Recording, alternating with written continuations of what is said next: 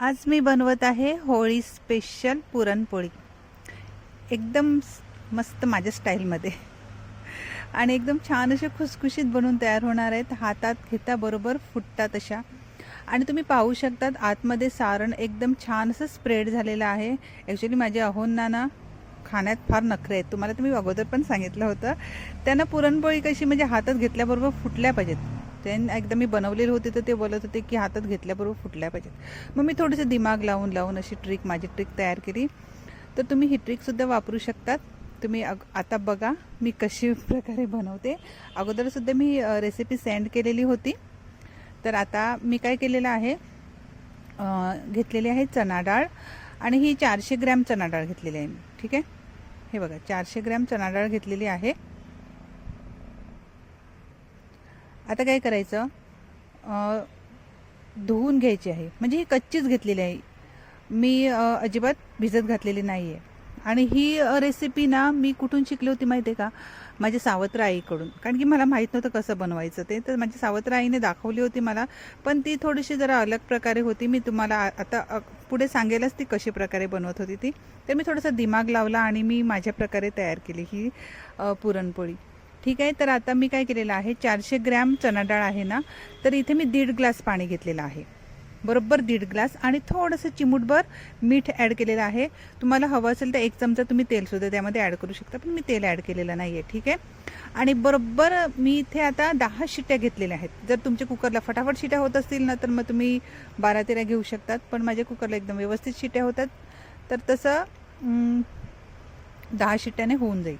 ठीक आहे, तर बरोबर 10 शिट्ट्या झालेल्या आहेत. आणि काय करायचं, जर वाटलं तुम्हाला थोडीशी कडक डाळ आहे, थोडीशी कडक असली ना का काय करायचं, चहाचा कप असतो ना, अर्धा कप इतका पाणी घ्यायचं आणि पुन्हा 2 ते 3 शिट्ट्या घ्यायच्या, म्हणजे एकदम व्यवस्थित होऊन जाते. आणि जर तुम्हाला वाटलं की डाळ शिजली आणि थोडंसं पाणी आहे, तर मग ती कटाची आमटी अँड ऑल काय बनवतात ते तुम्ही बनवू शकतात. ठीक आहे, तर मी आता जेवण करता करता शिजवून ठेवली होती डाळ, आता थंड करून घ्यायची आहे. ठीक आहे, आता जेवण वगैरे झालेलं आहे. तर मी दुपारच्या टायमात बनवायला घेतली होती. थंड झालेली आहे डाळ आणि तुम्हाला माहिती आहे का, एक थेंबसुद्धा पाणी राहिलेलं नाही आहे. बरोबर 10 शिट्ट्यामध्ये छान अशी डाळ शिजून झालेली आहे, एकदम सुटसुटीत आणि एकदम मस्त शिजलेली आहे. कारण की मी हमेशा बनवते ना, म्हणून मला आता सगळं मेजरमेंट माहिती पडून गेलेलं आहे. ठीक आहे, आता हे बघा एकदम सुटसुटीचं असं म्हणजे एकदम चिकट नाही, सुटसुटीतच सारण बनायला हवं. जर पुरणपोळी हातात घेतल्याबरोबर फुटल्या पाहिजेत ना, तर हे बघा असं छान असं सुटसुटीत व्हायला पाहिजेत. चिकट झालं ना तर मग ते तुम्हाला लाटता नाही येणार. ठीक आहे, आणि हे तुम्ही छोटे छोटे ट्रिक कशा फॉलो केल्या ना, तर तुमची पुरणपोळीसुद्धा फर्स्ट टाईम तुम्ही बनवणार तरीसुद्धा मस्त छान अशा एकदम परफेक्ट होणार. कारण की मी हमेशा बनवते म्हणून मला सगळं माहीत आहे.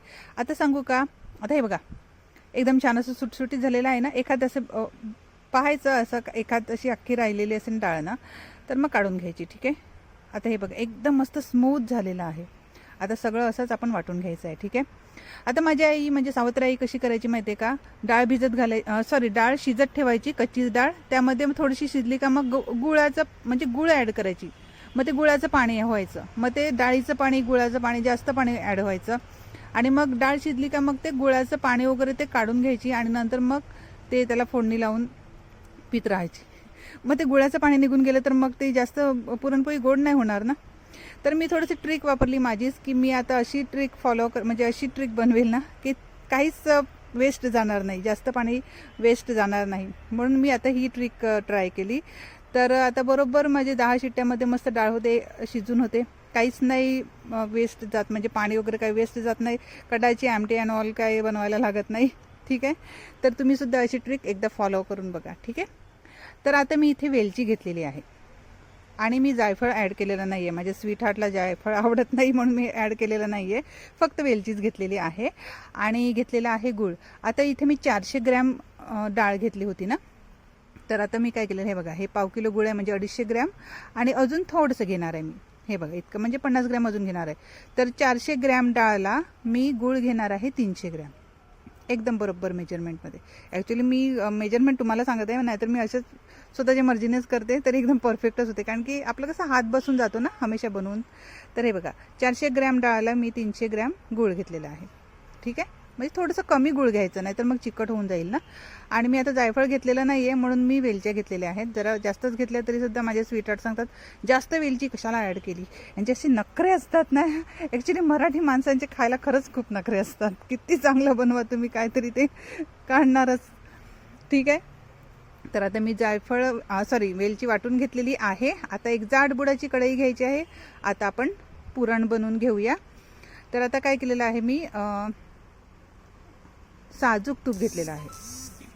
हे बघा, खास पुरणपोळीसाठीच आणलं होतं मी साजूक तूप. ॲक्च्युली मुलांना आवडत नाही पण मी मुद्दामूनच आणलं होतं, कारण की साजूक तूपने आपण पुरणपोळी बनवणार ना तर रोडपर्यंत वाज जातो. ठीक आहे, तर थोडंसं मी 1-1.5 चमचा इतकं साजूक तूप घेतलेलं होतं आणि त्यामध्ये गूळ ॲड करायचं आहे. गुळाचं पाणी पाणी बनवून घ्यायचं आहे. ठीक आहे, हे बघा, पाक नाही बनवायचा, पाणी बनवून घ्यायचं. त्यामध्ये पाणी मी ॲड केलेलं नाही आहे बरं का, फक्त गूळ विरघळून घेतलेला आहे. आणि त्यामध्ये ही आपली डाळ आहे ना ती ॲड करायची आहे, वाटलेली डाळ, आणि वरून वेलची ॲड करायची आहे आणि सर्व छान असं मिक्स करून घ्यायचं आहे. आता बघा, एकदम छान असं मस्त वाटण होईल, म्हणजे जसं आपण हाताने गोळा बनवल्यावर लाडू होईल ना, अशा प्रकारे पुरण बनून तयार होईल. ठीक आहे, बिलकुल चिकट होणार नाही. तर हे बघा, मी छोटा चमचा घेतला होता, ॲक्च्युली मोठा चमचा घ्यायला पाहिजे होता, पण हे बघा छान असं मिक्स झालेलं आहे. हे बघा, छान मस्त झालेलं आहे. आता काय करायचं, थोडंसं थंड करून द्यायचं. ठीक आहे, आता टेस्ट करून बघूया. आणि टेस्ट इतका यम्मी होता ना, जसं 1 सेकंदसाठी असं वाटलं स्वर्गात जाऊन आली. इतकं छान टेस्ट झालं होतं, मस्त असं वाटत होतं असंच खाऊन टाकू.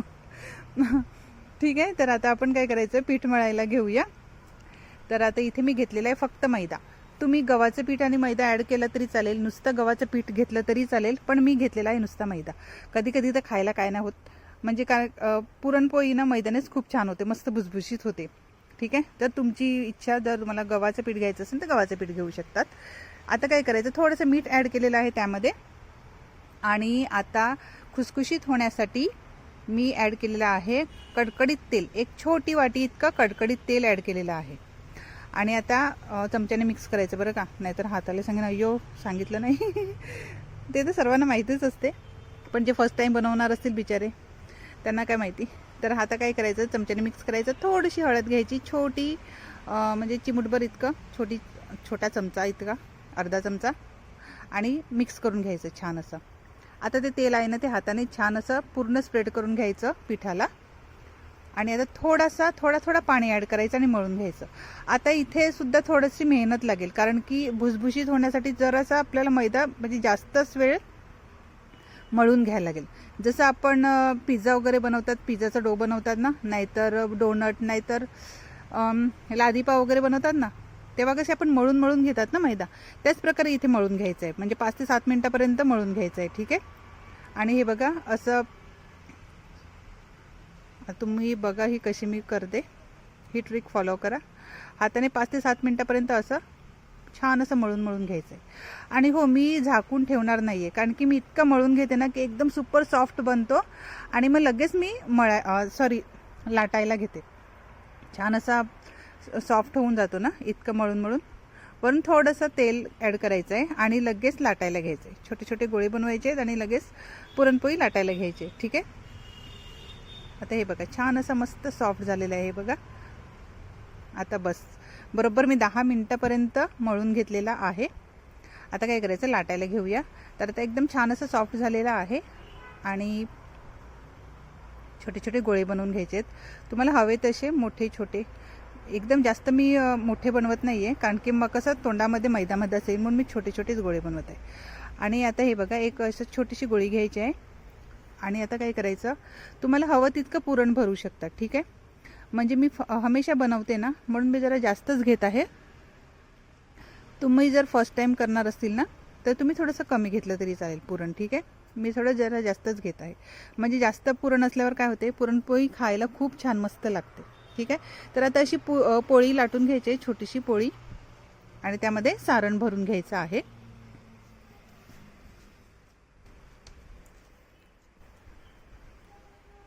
हे बघा,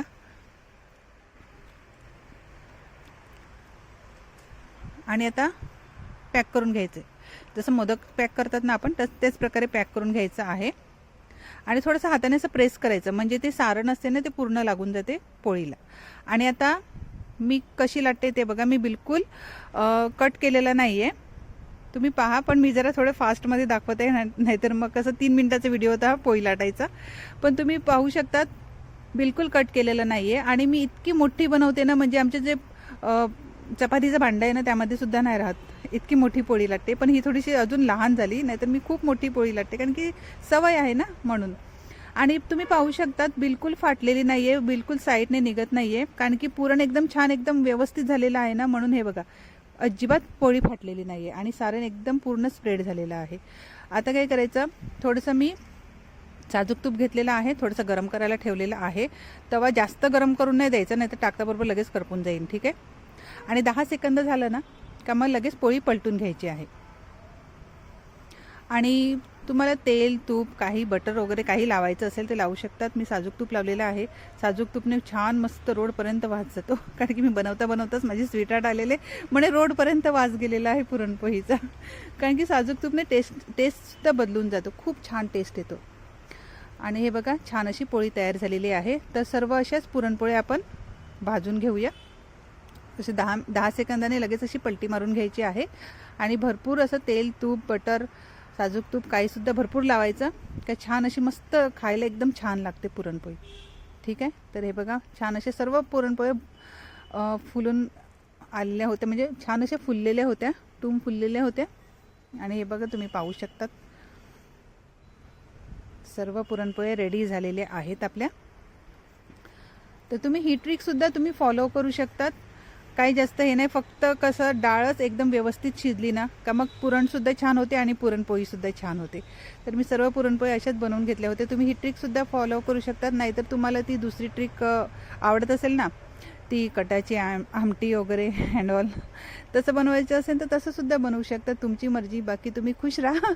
आणि हो, तुम्हाला सर्वांना होळीच्या शुभेच्छा मी अगोदरच देत आहे.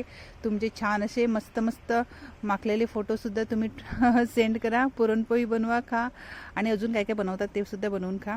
आणि तुम्ही पाहू शकता छान अशी खुसखुशीत झालेली आहे. आणि अशा ह्या फुटलेल्या माझ्या स्वीटहार्टला देणार आहे. ते म्हणत होते माझ्या हातात घेतल्याबरोबर फुटल्या पाहिजेत, तर घे आता, खा फुटलेलीच. ओके. आणि आता अजून काय सांगू, काय नाही. हे बघा मस्त भुसभुशीत तयार झालेले आहेत आणि खूप छान एकदम यम्मी टेस्ट. तुम्ही ट्राय करा. ओके, खुश राहा. Bye bye. अजून काय बोलू, हो थक गई स्वीटहार्ट. Bye bye.